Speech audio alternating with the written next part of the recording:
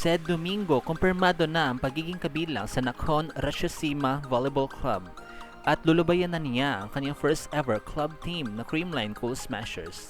Pero bago natin pag-usapan ang lahat ng yan, please consider subscribing to my channel and hit the notification bell to be notified whenever I post a new video. Yes, tama nga po ang narinig ninyo na lulubayan na ni Sed Domingo ang CCS upang maglaro as an import abroad. According to the very surprising announcement ng mismong official page ng Creamline, with a caption that goes something like, "As Sed begins her new adventure, our hearts go with her, and we are thankful for the incredible moments we've shared. We'll support you every step of the way. We send our love and good vibes to you, our Sedi. Best of luck." Noong una hindi pa dinetali kung saang bansa maglalaro si Celine, pero habang lumilipas ang araw ay unti-unti nang naglalabasan ang rumors na di umano kinuha na siya ng dating team na kung saan naging imports din ang ating very own Filipino volleybells na sina Maylene Paat and Dindin Santiago Manabat. Malakas ang kutob ng mga fanay na si Coach Ty Bundit ang nag-recruit kay Sed Domingo na head coach ng Nakhon Ratchasima na dating head coach naman ng Creamline Cool Smashers. That's why it's also gonna be a mini reunion para sa dalawang former Cool Smashers.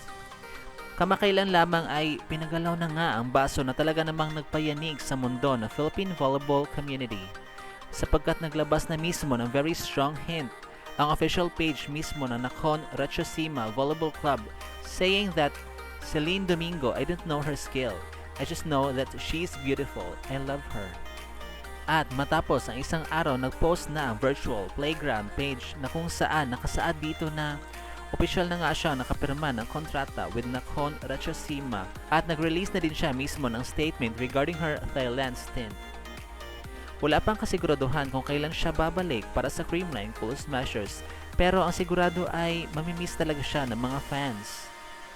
Na ang buong akala ay kaya hindi ito nakapaglaro sa first game ng CCS against their sister team, which is Chocomucho, ay dahil kakabunot lang daw ng ngipin nito, pero may iba pa palang dahilan. Though madami pa din naman ang masaya para sa kanya sapagkat kahit papano na-recognize ang galing niya ng Thailand na alam naman nating mataas ang level ng kanilang brand of volleyball.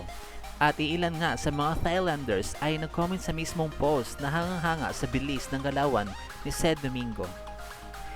Inaasahang magsisimula ang VTL or Volleyball Thailand League in the middle of November.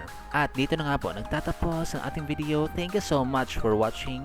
Huwag niyo po kalimutan mag-subscribe sa aking channel to be in the know about the latest snippets with regards to Filipino volleyball players. Bye!